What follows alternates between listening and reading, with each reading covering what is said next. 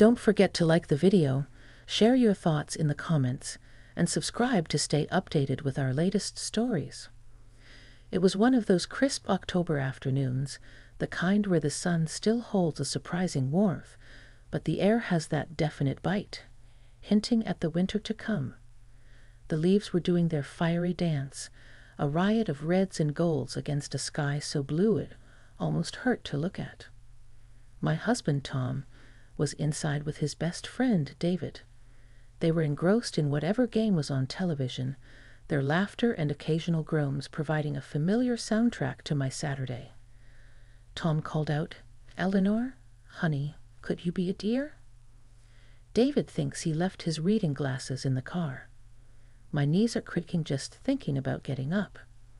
I smiled. Typical Tom. "Of course, love," I called back, grabbing my cardigan. David's car, a slightly older but meticulously kept sit-in, was parked in our driveway. He was a quiet man, David. Always polite, always a gentle presence, but somewhat reserved.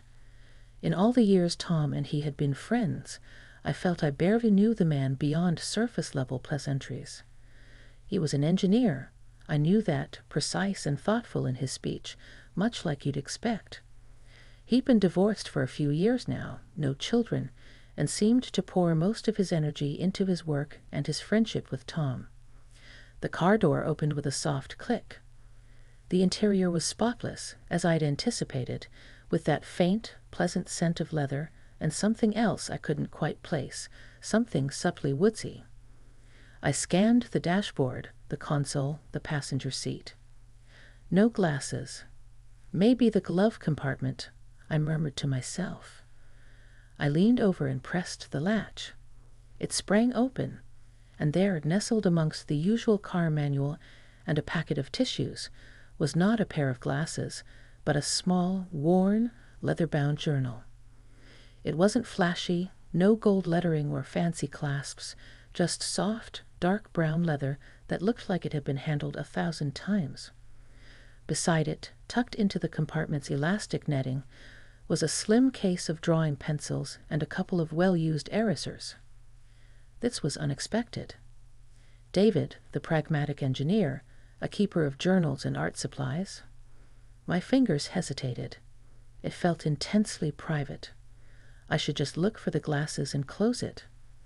But an undeniable curiosity, a gentle pull, made me reach for the journal. It felt warm in my hands, the leather supple beneath my touch. I told myself I was just moving it to see if the glasses were underneath. They weren't. The compartment was otherwise empty except for an old map. I should have put it back immediately. I know I should have. But it was the sheer incongruity of it. David, who always seemed so contained. I found myself carefully opening the cover. The first page wasn't words, but a sketch. A remarkably detailed and tender drawing of a robin, perched on a branch, its head cocked inquisitively. It was good. More than good. It was alive. I carefully turned another page. More sketches. A windswept tree, a close-up of a cat's paw, the intricate pattern of frost on a window pane. And then there were notes, observations written in a neat, slightly slanted hand. Not a diary of events, but thoughts, fragments. One read, "The way the light catches the dust motes in the morning sun, a momentary galaxy in an ordinary room. We miss so much in our hurry." Another, "Heard a child laugh today with pure, unadulterated joy. When did we forget how to do that?" This wasn't just a journal. It was a window into a soul I hadn't known existed within David. I felt a blush creep up my neck. This was too personal. I quickly, carefully, closed the journal, my heart thumping a little faster than usual. I placed it back exactly as I'd found it, next to the pencils. Still no glasses. I checked the side pockets of the doors, under the seats as best I could. Nothing. I stepped out of the car the autumn air suddenly feeling cooler, or perhaps it was just me. The image of that robin, the thoughtful, almost poetic words, lingered in my mind. David. Who was David, really? What I'd found, or rather, stumbled upon, wasn't just a forgotten item. It was a key, a glimpse into a hidden garden I never knew he cultivated. I walked back towards the house, a strange mix of guilt and an unexpected, profound intrigue stirring within me. I knew, somehow, that this accidental discovery was more than just a fleeting moment. It felt like the beginning of something, though I couldn't have said what. I went back inside, the sounds of the game washing over me. "No luck with the glasses, I'm afraid," I said, trying to sound casual, though my mind was still replaying the images from the journal. David looked up, a hint of concern on his face. "Oh, don't worry about it, Eleanor. Thanks for looking. They'll turn up, probably on my head," he said with a slight, self-deprecating smile, patting his hair. Tom chuckled. But my gaze lingered on David for a moment longer than usual. The quiet man with the engineer's mind now seemed to have layers I hadn't perceived, depths I hadn't fathomed. The journal, tucked away in the cool darkness of his car, felt like a secret I now shared. A silent, unseen thread that had somehow, inexplicably, connected us. The ordinary Saturday afternoon suddenly felt charged with a new kind of awareness, a subtle shift in the atmosphere that only I seemed to perceive. The game continued, the laughter resumed, but for me, something had irrevocably changed. The world, or at least my small corner of it, felt a little wider, a little more mysterious, and infinitely more interesting. The rest of that Saturday unfolded with its usual rhythm, but my inner landscape was altered. Every time David spoke, his calm, measured tones now seemed to carry a different resonance for me. I found myself watching him more closely, not in an intrusive way, I hoped, but with a newfound curiosity. The man who could so meticulously analyze an engineering problem also possessed the soul to capture the delicate beauty of a bird's feather with a pencil, to ponder the ephemeral nature of joy. It was a dichotomy that fascinated me. Was Tom aware of this side of his friend? They had a bond forged in shared history, college dorms, and countless fishing trips, but did their conversations ever venture into these more contemplative realms? Later that evening, after David had left and Tom and I were tiddying up, I casually asked, "Tom, does David ever talk about drawing or writing?"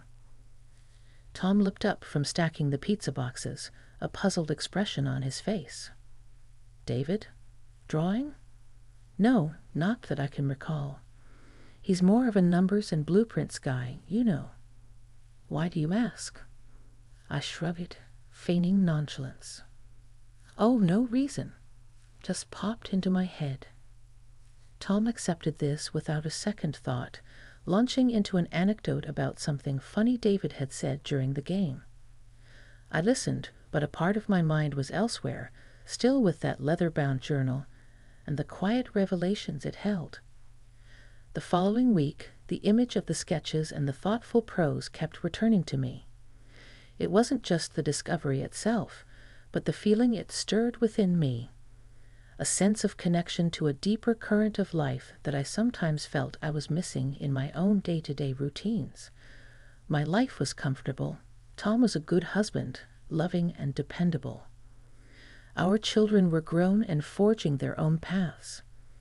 But somewhere along the line, had I allowed my own inner garden to become a little untended? Had I stopped noticing the dust motes dancing in the sunlight? An opportunity arose a few days later. Tom mentioned David was coming over on Wednesday evening to help him with a tricky bit of wiring for a new outdoor lighting project Tom was attempting. "He's a lifesaver with this stuff," Tom said. My brain just short-circuits. Wednesday. That meant David's car would be in the driveway again. My heart gave a little flutter, a mixture of apprehension and something else. Anticipation? I wasn't planning to snoop again, I told myself firmly. That had been an accident, a breach of privacy I wouldn't repeat. Yet the knowledge of what that car might hold, the quiet testament to a hidden sensitivity, made his upcoming visit feel different. When Wednesday evening arrived, it was damp and chilly. The kind of night that encourages cozy indoor activities. Tom and David were in the garage, their voices muffled, punctuated by the occasional clink of tools. I was in the kitchen, ostensibly reading a book, but my concentration was poor.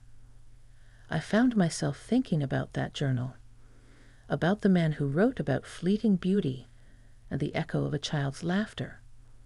I wondered if he ever shared those thoughts, those observations, with anyone.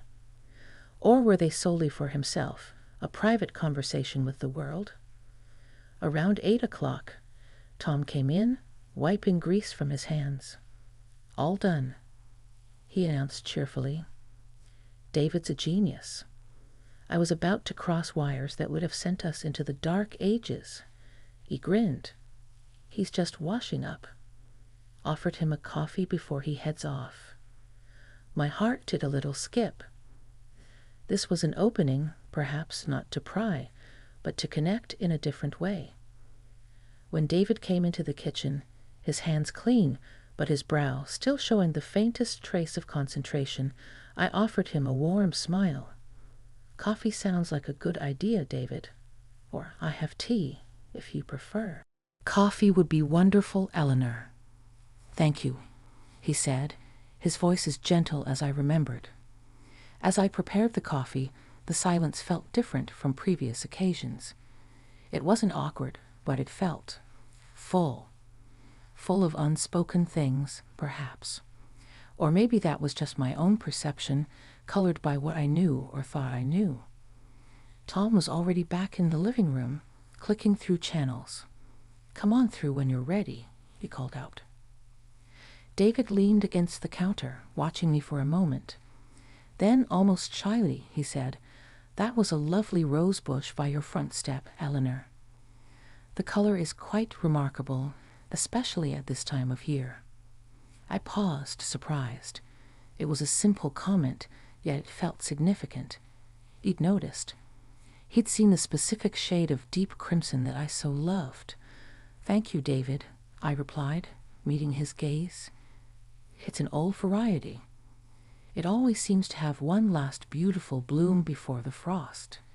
He nodded slowly.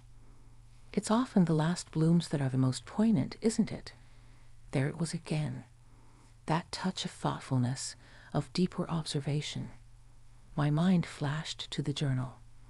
This was the man who wrote those lines.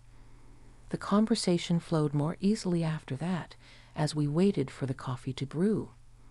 We spoke of gardening, of the changing seasons, small things, yet the dialogue felt richer, imbued with a layer of understanding that hadn't been there before. I didn't mention the journal, of course. I couldn't, but I found myself speaking more from the heart, sharing little observations of my own, things I might normally have kept to myself. It was as if his perceived sensitivity gave me permission to access my own.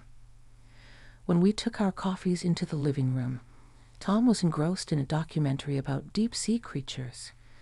David sat in the armchair, cradling his mug. Our earlier conversation in the kitchen seemed to hang in the air between us, a pleasant, quiet warmth.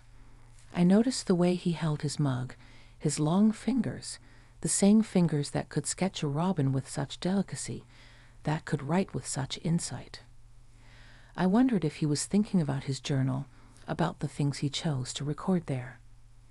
The discovery in his car had indeed changed everything, not in some dramatic, overt fashion, but in the subtle, internal way one perceives another human being, and perhaps oneself. It had opened a door, not just to him, but to a part of me that had been dormant, waiting for a kindred spirit, however unknowingly, to awaken it. The evening drew to a close, but the sense of a new, quiet understanding lingered, as fragrant and comforting as the coffee we had shared. The days that followed David's visit to help with the wiring were filled with a subtle but persistent sense of anticipation for me. It wasn't that I expected anything specific to happen, but the awareness of his hidden depth, the journal tucked away, had undeniably shifted my perspective. It was like knowing a secret garden existed just beyond a familiar wall. I found myself paying more attention to the small details around me, the things David might have noted in his journal, the way the late autumn light slanted through the windows in the afternoon, the determined flight of a lone crow against a gray sky, the surprisingly sweet scent of decaying leaves after a rain shower. It was as if his unseen observations had sharpened my own senses. About a week later, Tom came home from his Saturday golf game looking a little thoughtful. "You know," he said, flopping onto the sofa, "David's been a bit quiet lately. More so than usual. Asked him if everything was all right, and he just waved it off, said he was fine, just a bit preoccupied." My ears perked up. Preoccupied? I wondered if it was work or something more personal. The image of the journal, with its contemplative entries, came to mind. Perhaps his quietness was a reflection of some inner turmoil or deep thought he was processing. "Maybe he's just tired," I offered, trying to sound casual. "He works long hours." Tom nodded. "Yeah, probably." Still, he seemed a little distant. Even on the course today, his mind was elsewhere. Tom, bless his heart, was not always the most perceptive of men when it came to emotional subtleties, so for him to notice David's quietness meant it must have been quite pronounced. Later that afternoon, I was tidying the small study we had, a room filled with books and Tom's various hobby paraphernalia. My gaze fell upon a small, rather plain wooden box on one of the higher shelves. It was where I kept a few old letters, some photographs, and a couple of my own forgotten attempts at poetry from my college days. Things I hadn't looked at in years. Prompted by my thoughts of David's journal, I reached for it. Blowing a thin layer of dust from the lid, I sat down and opened it. Inside, nestled amongst faded papers, was a slim, fabric-covered notebook. My own journal. I'd forgotten it even existed. I opened it, and the handwriting of my younger self, full of loops and youthful enthusiasm, stared back at me. There were earnest observations, heartfelt if somewhat naive poems, attempts to capture moments of beauty or sadness. Reading it, a wave of unexpected emotion washed over me. A sense of nostalgia, certainly, but also a pang of regret. When had I stopped doing this? When had I stopped noticing the world with that intensity, that desire to record and reflect? Life had happened, of course. Marriage, children, a career, the busyness of it all had gradually pushed that introspective part of me into the background until it had all but disappeared. The discovery of David's journal had not only revealed a hidden facet of him, but had inadvertently led me to rediscover a lost part of myself. It wasn't about David, not really. It was about what he represented, a quiet insistence on observing, on feeling, on connecting with the world on a deeper level, despite the demands and distractions of modern life. The next time I saw David was at a casual neighborhood get-together a few weeks later, a pre-Thanksgiving potluck hosted by our friends, the Millers. The house was bustling, full of laughter and conversation, the air rich with the aroma of various dishes. I saw David standing near the fireplace, a little apart from the main hubbub, looking at a painting on the wall. He had a glass of wine in his hand, and that familiar, contemplative expression on his face. I felt a pull, a desire to talk to him, not about anything in particular, but just to connect, to see if the quiet understanding I'd felt in my kitchen that evening was still there. Taking a breath, I walked over. "That's a beautiful piece, isn't it?" I said, nodding towards the painting, a moody landscape. He turned, a small smile touching his lips when he saw me. "It is," he agreed. "It captures the light just perfectly. makes you feel like you could step right into it. You have an artist's eye. I said the words out before I could second-guess them. His smile didn't waver, but there was a flicker of something in his eyes. Surprise, perhaps, or maybe recognition. I dabble a little, he admitted, his voice soft enough that only I could hear it over the party noise. Mostly just for myself. There's a lot to be said for doing things just for oneself, I replied, thinking of my own rediscovered journal. Sometimes those are the most meaningful things. He looked at me then, a longer, more direct gaze than usual. It wasn't uncomfortable. It felt open, as if a carefully guarded door had been nudged ajar. I think you're right, Eleanor, he said. We live in such a noisy world. Sometimes it's hard to hear the quieter things, isn't it? Both outside and within ourselves. That was it. That was the connection. He understood. In that moment, standing by the fireplace in a crowded room, we weren't just Tom's wife and Tom's friend. We were two people who recognized a shared appreciation for the less obvious, for the introspective paths that run alongside the main roads of our lives. The conversation drifted to other things, books we'd read, places we traveled to years ago, the simple pleasure of a quiet walk in the woods. It wasn't a dramatic, earth-shattering exchange. There were no grand revelations, but it was deeply, unexpectedly resonant. There was a sense of ease, of mutual respect, a feeling of being truly seen and understood without pretense. I learned that he had always loved to draw since he was a boy, but engineering had seemed the more practical path.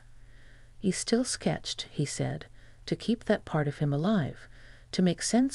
The weeks following that potluck at the Millers carried a different quality for me.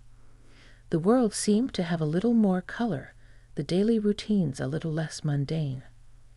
The quiet connection I'd felt with David wasn't something that needed constant reinforcement or overt acknowledgement.